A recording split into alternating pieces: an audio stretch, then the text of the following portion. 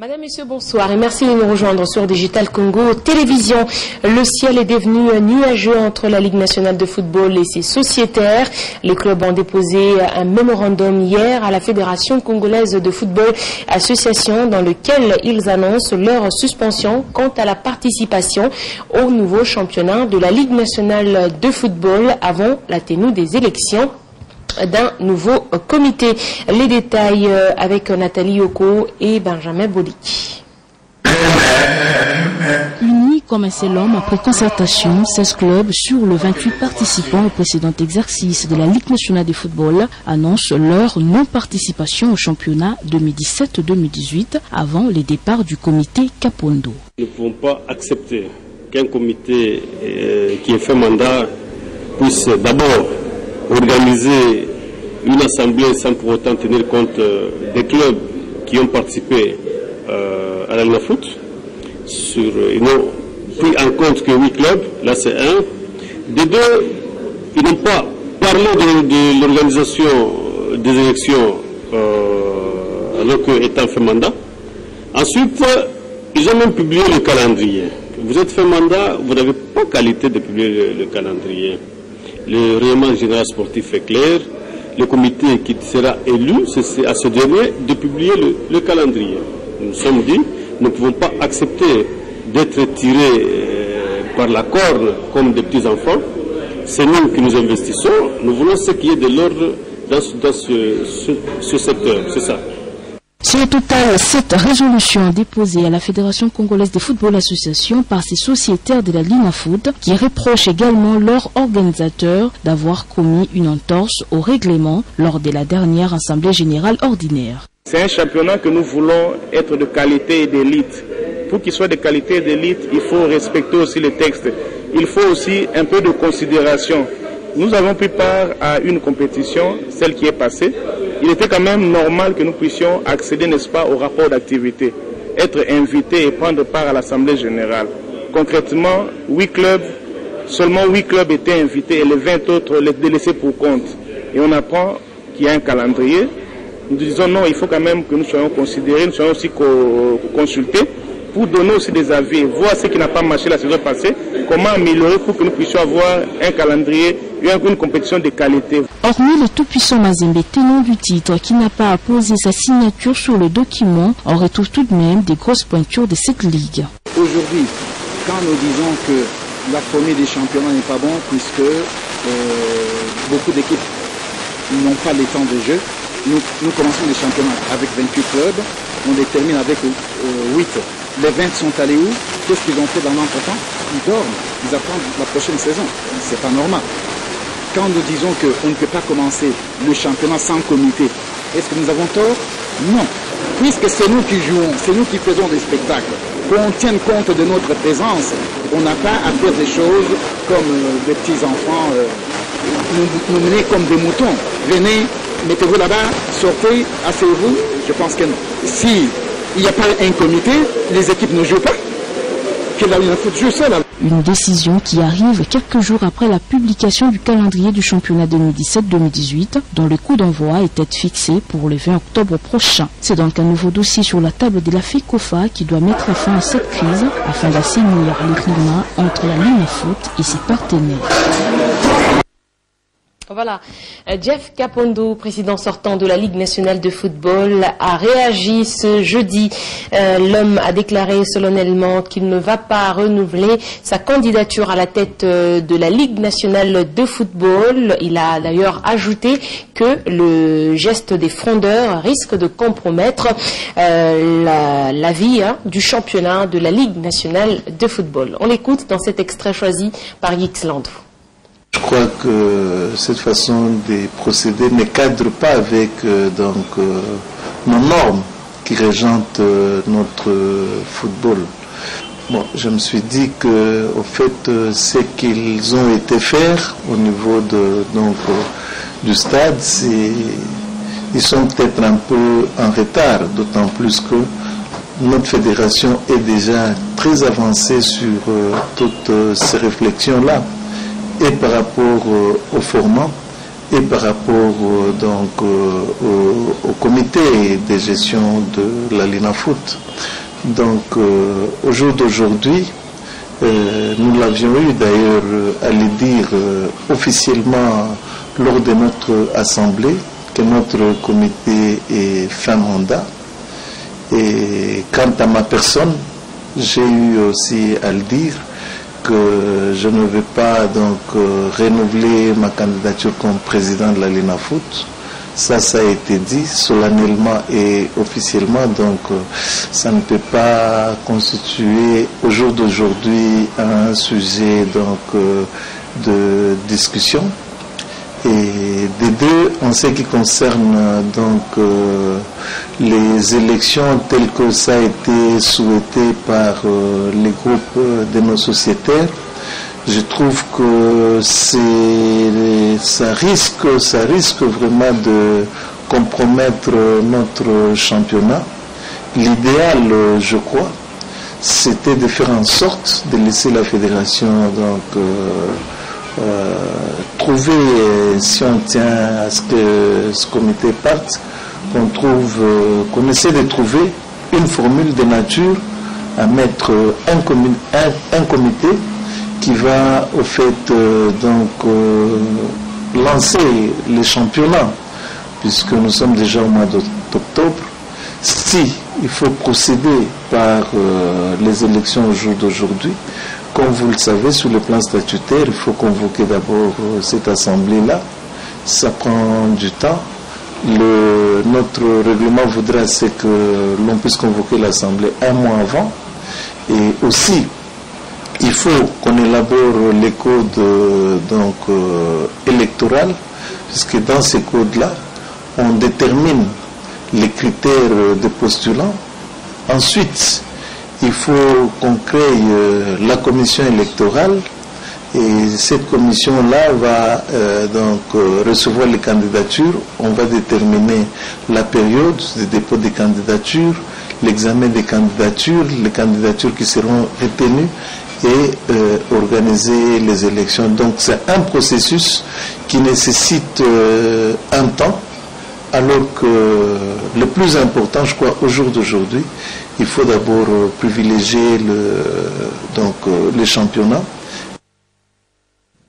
Et nous allons justement parler de cette Ligue nationale de football qui est gérée par la Fédération congolaise de football, l'association qui est aujourd'hui d'ailleurs l'une des entités subdélégataires qui n'a pas des mains libres pour diriger certaines de ses affaires. Cette attitude crée du coup une sorte de frustration, de crise de légitimité entre elle et ses sociétaires. Jean-Pierre Kadimangandou nous en parle dans cet élément.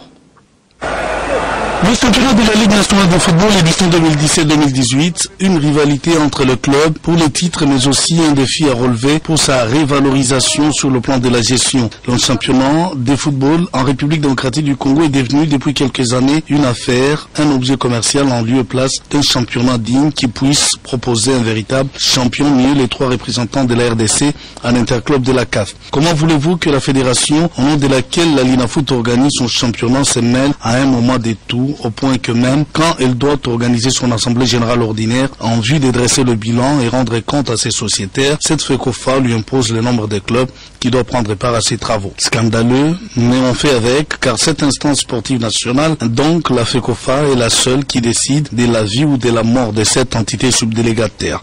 Donc quand se pose la question de savoir pourquoi les efforts qui sont conjugués pour lui imposer un certain nombre de choses ne sont pas les mêmes déployés pour lui chercher des sponsors qui peuvent l'aider à organiser son championnat, dont la gestion parfois financière est à la base du climat d'incompréhension entre les comités et ses sociétaires. En réunion mercredi, les sociétaires 16 au total ont suspendu leur participation au championnat tant que les élections ne seront organisées pour la mise en place de nouvelles structures dirigeantes. Cette question devrait plutôt interpeller la FECOFA et la pousser à chercher de solutions durables que se comporter en maître absolu du devenir pourtant incertain du football. Il est temps et loin de donner des leçons aux décideurs du secteur du football de tout mettre en œuvre pour éviter que notre sport roi n'aille tout droit dans les gouffres.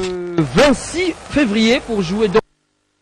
Et en nouvelle, on va parler de cette Coupe d'Afrique des Nations de volleyball en version féminine qui se déroule ou qui se poursuit à Yaoundé au Cameroun avec les affiches des demi-finales qui sont déjà connues. Les demi-finales qui vont se jouer déjà ce vendredi. Le Cameroun sera opposé à l'équipe nationale du Sénégal et le Kenya dans l'autre rencontre va jouer l'équipe de l'Égypte. Sachez qu'en quart des finales, le Cameroun s'était imposé 3-7-1 devant l'équipe de l'Égypte. Et parlons de la RDC qui a pris part à cette Coupe d'Afrique des Nations. La nation congolaise présente un bilan plus que négatif pour les Léopards volleyball dames à cette Coupe d'Afrique des Nations. Pour 4 matchs joués, 4 défaites pour les Congolaises qui sont tombées tour à tour devant les Sénégalaises 3-7-1, devant les Kenyanes 3-7-0, devant les Nigérianes 3-7-0 et devant les Tunisiennes 3-7-0. Si les Léopards de la RDC ont perdu tous les matchs, ils ont néanmoins réussi à gagner un seul set lors de la première journée contre l'équipe nationale du Sénégal 25-21. L'équipe de la RDC a pêché notamment par son manque de détermination et son niveau technique assez bas par rapport à ses adversaires. Prévu ce vendredi, l'Assemblée générale ordinaire du Daring Club Motema Pembe a été reportée à une date ultérieure. Le président par intérim de ce club de Kinshasa explique les raisons de ce report. Jérôme Tangou annonce également la candidature unique du Libano-Congolais Hassan Abdallah à la tête de la coordination des Immaculés. Des propos recueillis par Nathalie Yoko et Benjamin Boliki. On est dans le dernier réglage, ce soir au niveau de notre permanence. Je pense d'ici quelques heures, nous serons fixés sur l'Assemblée. Mais ce qui est vrai, c'est imminent. Comme vous comprenez que Daring, depuis un temps, il a instauré un système de consensus.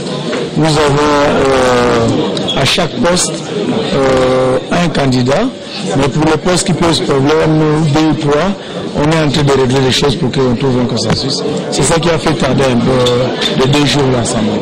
Oui, M. Hassan Abdallah, de nationalité congolo-libanaise. Il est à Kinshasa depuis l'âge de 4 ans, c'est un Daringman. Le Daring, depuis un temps, il a instauré un système de consensus. Nous avons à chaque poste un candidat, mais pour le poste qui pose problème, 2 ou 3, on est en train de régler les choses pour qu'on trouve un consensus. C'est ça qui a fait tarder un peu de 2 jours l'Assemblée. Est-ce que vous connaissez le ressenti au niveau de la population? Oui, M. Hassan Abdallah, de nationalité congolo-libanaise. Il est à Kinshasa depuis l'âge de 4 ans, c'est un Daringman. Il bénéficie de la confiance morale? Exactement, non seulement de la confiance de l'autorité morale, mais c'est un Daringman. Il bénéficie aussi de la confiance de tous les Daringmen. Notre autorité morale qui est tuteur pour le moment a des charges d'État. C'est-à-dire, il aime bien Daring, mais par rapport à ses tâches, l'État ne peut pas postuler à ce poste. Ça demande beaucoup de disponibilité. Et en séjour à Kinshasa pour des rencontres amicales avant le championnat de l'entente de football de Kikwit, le FC Kungu Pemba, vice-champion de la Ligue de football de Kikwit, continue avec sa préparation. L'équipe a livré hier un match amical contre la formation de Oudjana, victoire de Oudjana 5-2, compte rendu d'Ixland Luzizila. Poursuivant son séjour de préparation à Kinshasa, la capitale, Kungu Pemba, champion de l'entente de football de Kikwit et vice-champion de la Ligue de football de Bandundu, se prépare et arme ses poulains avant la reprise de l'entente de football de Kikwit. Après MK et autres formations, mesurées en amical, l'adversaire ce mercredi 11 octobre était Oudjana. L'essentiel pour Kungu Pemba, la préparation, l'équipe tient à s'aguerrir avant les retours dans son fief. 5 buts encaissés face à Oudjana, 5 réalisations contre 2 buts seulement marqués devant le poulain d'Eric Chibassou. Oudjana dans son centre d'entraînement a bien cueilli l'adversaire avec cette victoire de 5 buts à 2. Eric Chibassou, coach d'Oudjana, juge la température. C'est super parce qu'on n'a pas souvent l'occasion de jouer avec des équipes de l'intérieur et on a vu que le football à l'intérieur est beaucoup plus discipliné. On trouve une équipe qui joue vraiment avec une discipline, avec un ordre. Ça, moi, j'avais vu déjà quand j'étais allé à Kananga. J'ai même vu aussi des équipes un peu d'Umbashi un peu partout. À chaque fois que tu as des équipes de l'intérieur, ils sont même de Goma aussi parfois. On voit des équipes de joueurs qui sont beaucoup disciplinés, qui ont un schéma de jeu et qui se tiennent à leur structure. C'est vraiment bien et c'est enrichissant. Parce que souvent à Kinshasa, on a beaucoup de talent, mais c'est pas très ordonné. Et eux, c'est vraiment bien de jouer des équipes comme ça qui sont ordonnées et qui ont un style de jeu. Donc c'est vraiment une belle équipe de Kungu Pemba. De son côté, Eddie Mananasi, président de Kungu Pemba de Kikwit, continue à inspecter son club en séjour à Kinshasa. Nous préparons notre championnat local à l'entente urbaine de Kikwit. Nous avions fait d'abord l'évaluation de la saison passée, 2016-2017, où nous avons remarqué quelques failles au niveau de l'équipe. Il a fallu pour nous changer un peu d'environnement pour essayer de travailler davantage notre collectif. Raison pour laquelle nous avions choisi Kinshasa pour venir travailler et puis nous entraîner davantage, nous préparer. La deuxième chose, c'est que il était question aussi de décomplexer nos joueurs. Vous savez, lorsque les joueurs évoluent à l'intérieur et que peut-être leur régime n'est pas tellement assez performant, il est souhaitable de changer de milieu pour les décomplexer. Avant la rentrée à Kikwit, Kungu Pemba veut s'aguerrir enfin de bien aborder les championnats locaux dès son retour à Kikwit. Voilà qui met un terme à cette édition de Digital Sport. Merci à vous tous qui nous avez suivis. Le prochain rendez-vous avec les informations sportives sur l'écran numérique, c'est déjà ce vendredi à 19h, heure de Kinshasa. Bonne soirée.